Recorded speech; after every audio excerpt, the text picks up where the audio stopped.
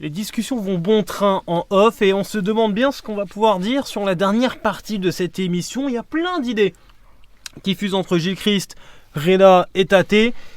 Je sais même pas par qui commencer forcément lorsqu'on vient à parler de l'héritage de Pirlo dans le football actuel. Il y a tellement de pistes à aborder, tellement de choses à dire, on n'a qu'un tout petit quart d'heure. Dites-moi donc un mot, une phrase comme ça à la volée déjà pour bien cadrer ce débat. L'héritage de Pirlo dans le football actuel. C'est compliqué. Je serais incapable de le dire en un mot. Ah, je suis capable, moi. Ah, allez, vas-y Gilles. Néant. Oui, voilà. Non, si, je suis d'accord. Justement, moi je peux pas le dire en une seule phrase, mais en fait, l'héritage de Pirlo sur le football italien, c'est qu'on n'a rien retenu du passage de Pirlo dans le football national italien. Tate. Je suis pas d'accord parce qu'après ils ont voulu faire plein de copies. Ah, en un mot. Oui, déjà en un mot et ensuite contredit donc. En un mot, je suis pas d'accord. Disagree en un mot, disagree. Ah non, disagree, voilà. Disagree. Ah oui, disagree. Allez, dis-nous pourquoi. Non, parce que il y a l'héritage, c'est après il a certes été dilapidé, mais l'héritage était là.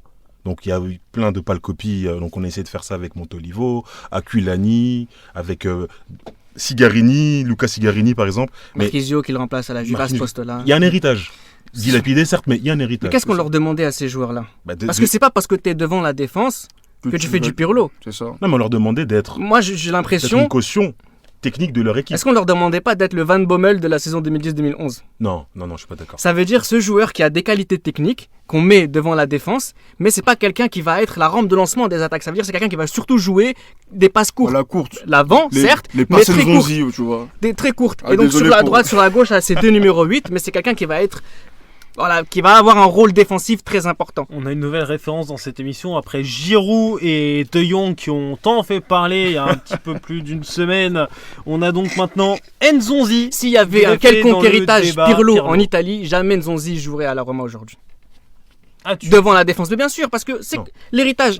Tu vas carrément à ce point-là dans... Moi, j'ai pas en tête, peut-être je me trompe, là, j'ai pas réfléchi, mais est-ce qu'on a l'idée d'une sentinelle italienne? Moi, j'en ai pas en tête.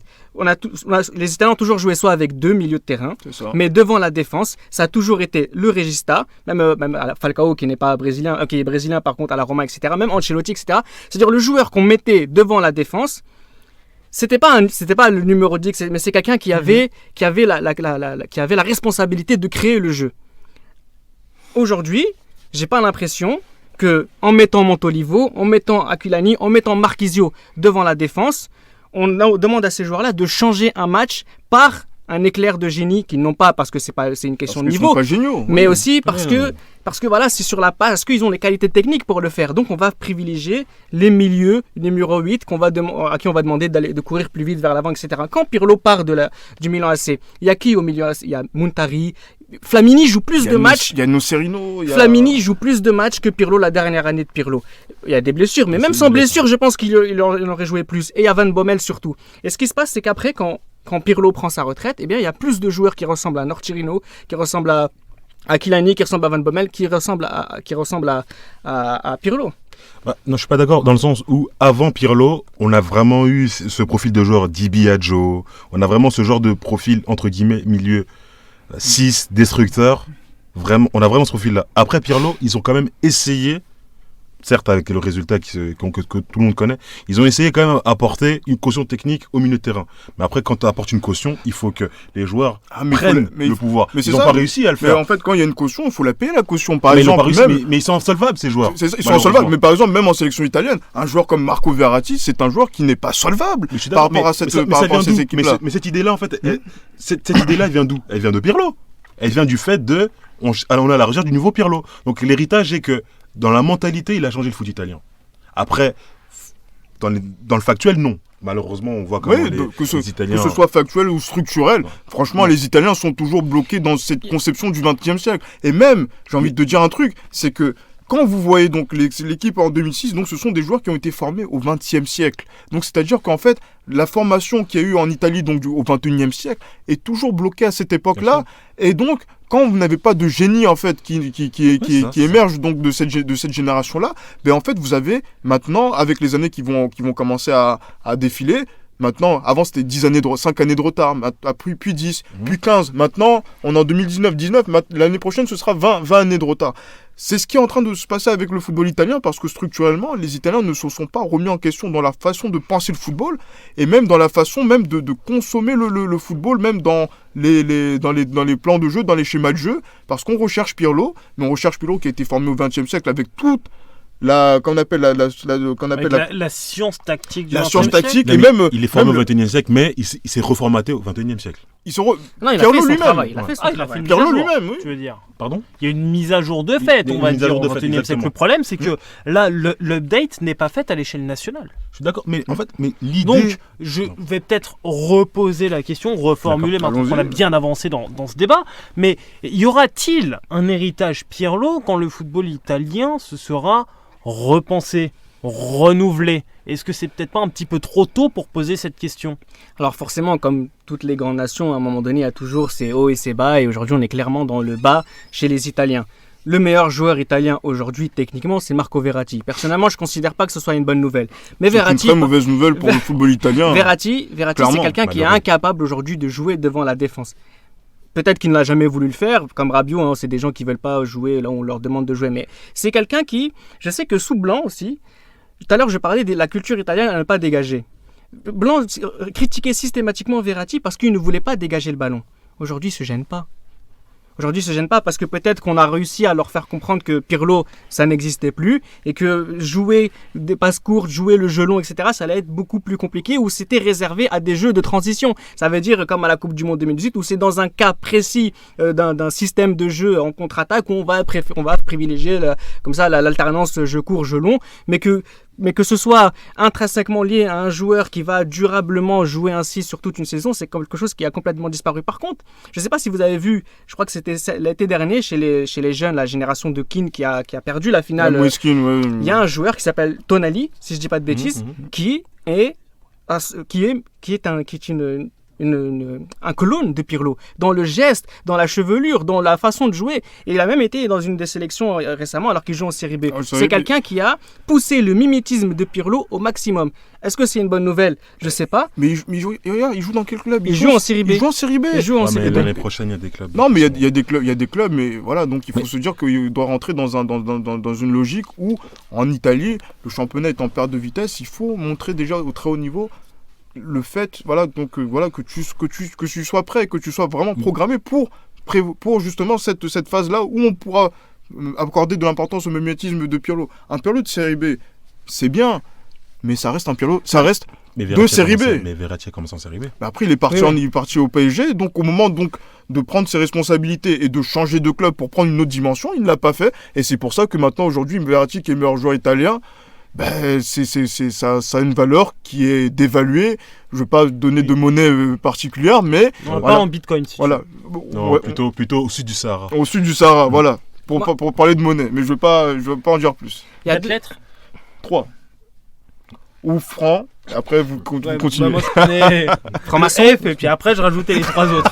Mais ce qui est aujourd'hui très, très intéressant, c'est que Il y a beaucoup de dérives dans ce programme. il y a à la Juve, celui qui va jouer devant la défense aujourd'hui, c'est Miralem Pjanic. Sauf que la Juve aujourd'hui est éliminée en quart de finale contre l'Ajax Amsterdam, ça ne marche pas. La fois où Pjanic a été exceptionnel avec la Juventus de Turin, c'était la saison 2016-2017 où on jouait dans un milieu à deux. Donc en fait là où je vais peut-être contredire ce que j'ai dit depuis tout à l'heure, mais on est à la recherche d'un nouveau Pirlo ou en tout cas de son héritage.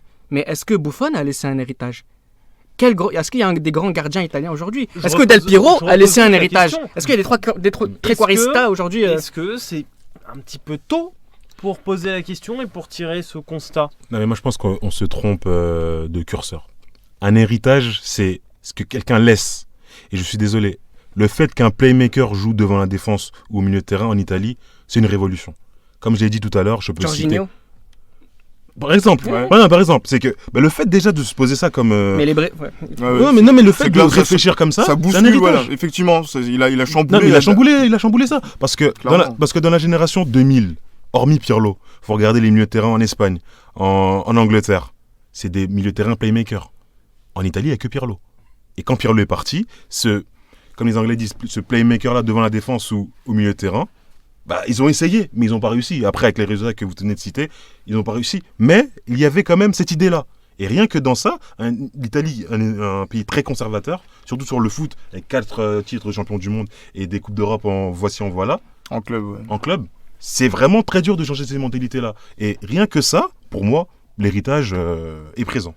Oui, alors, oui. Héritage tactique, Tactique, tableau noir. Oui, bien sûr. Après, de manière concrète, concrètement, non. matérielle, peut-être que là. Là, je rejoins mes deux compères. Là, je rejoins mes deux compères. D'accord. Ouais. Mais je parle dans la mentalité. Il a crevé un abcès dans le foot italien que je viens de citer, qui fait que sur ça, il a laissé un héritage. Exactement, et je pense que peut-être que le renouveau du football italien, je pense qu'il devrait se ressortir par rapport à une nouvelle façon de penser le football. Je ne sais pas si c'est par rapport à la notion de récupérateur, à la notion donc de relayeur, à la notion même d'attaquant, mais je pense qu'il faudrait qu'un autre Pirlo différent en fait, Pirlo, donc pas en termes de tableau noir, donc viennent chambouler en fait donc la façon de penser donc le football en Italie et même en Europe, pour que quelque chose puisse émerger donc de ce joueur-là et puisse faire en sorte que cette équipe d'Italie reparte sur de nouvelles bases. Par exemple, on a eu le même problème nous en France avec Platini, on a eu le même problème avec Zidane. Quand ils sont partis en équipe de France, qu'est-ce qu'ils ont laissé ? Pas grand-chose, à part peut-être des espoirs déçus. Donc, peut-être que c'est une question générationnelle qui arrive. On est dans une période, on va dire, de transition triste, effectivement, mais peut-être que la décennie qui va arriver, ce sera l'émergence donc de nouveaux talents et de nouvelles choses dans le football qui vont permettre à l'Italie et même au football d'avancer. Personnellement, j'y crois pas. Mais bon, le rêve est permis et l'espoir est permis aussi. Non, mais pour que les choses changent en Italie, avec toi, Sacchi disait, c'est simple. Moi, si j'ai changé le foot italien, c'est pas parce que mon équipe jouait bien, c'est parce que je gagnais. Parce que j'ai gagné. Et en Italie, il faut qu'il y ait, quand Gilles Christ parle de changement, il faut qu'il y ait une génération de joueurs qui gagnent. Qui gagnent quoi à l'échelle internationale Internationale ou nationale. Il faut pour que ça change. Des jeunes parce que la Juventus gagne avec exceptionnellement beaucoup d'étrangers. Mais c'est mais c'est des préceptes locaux. Oui, bien sûr. Locaux, pardon. Allegri, Conte, même si Conte, pour moi, ça c'est encore un autre débat, a changé un peu en Angleterre, selon moi. Ça reste quand même, le football à Allegri, ça reste quand même, c'est une vieille soupe italienne. Il faut vraiment que... Ce qui est dommage, c'est que Sarri aurait pu gagner le titre l'année dernière, ça aurait pu changer les mentalités. Et sur ça, peut-être que Pirlo deviendra coach et changera les mentalités. En tout cas, la version de Pirlo en tant que consultant, je suis absolument pas fan. Parce que voilà, c'est quelqu'un qui, on peut se dire, avec la science du jeu qu'il a et donc la façon de penser le football qu'il a eu en tant que joueur, en tant que consultant, il dit peu de mots, il est peu loquace et on a l'impression il casse. Et voilà, on veut dire qu'il est plutôt... il est beaucoup plus sur le terrain, sur les plateaux que sur le terrain. Exactement. Et donc c'est là, on a l'impression que la solution ne viendra pas de lui. C'est dommage, mais j'espère qu'il pourra avoir une autre vie donc près des staffs pour pouvoir changer tout ça. Mais ça, c'est une impression au 19 mai 2019 avec son 40e anniversaire et mon 26e anniversaire. Du coup, je vous abandonne très vite. Je vais courir manger mon gâteau et rejoindre mes amis et ma famille. En tout cas, Tate, merci beaucoup. Tu ne donnes pas tes amis ? Tu ne donnes pas tes amis ? Non, prends un curly toi déjà. Gilles, merci beaucoup. Reda, merci beaucoup. Merci à toi. Nos deux Merci rédacteurs en chef, plus Monsieur Blague, Monsieur Carambar bah. de cette émission. Je dis pas ça pour la couleur, naturellement. Après, tu vas commencer à appeler toutes les associations françaises. Exactement. Très dommage. On va dire, mais Caramel, ça te va bien. Merci à Brice Ancel aussi à la production et la réalisation de cette émission. Et on se retrouve très vite avec peut-être un nouveau hors-série pour la saison prochaine, messieurs. Non, Qu'est-ce qui a été écrit Est-ce qu'on a quelque chose en préparation je sais pas, mais pour l'année prochaine ou même pour cette saison, il pourrait, enfin pas pour cette saison, mais sur cette année 2019, il peut y avoir des choses, mais je pense que pour 2020, oui, je pense qu'il y a un petit 40e anniversaire de Ronaldinho qui va faire parler, je pense. On va s'arrêter sur ça en attendant le 40e anniversaire de Ronaldinho. Toutes vos émissions comme d'habitude en podcast, et puis on arrive très bientôt pour de nouveaux épisodes. Ciao, ciao.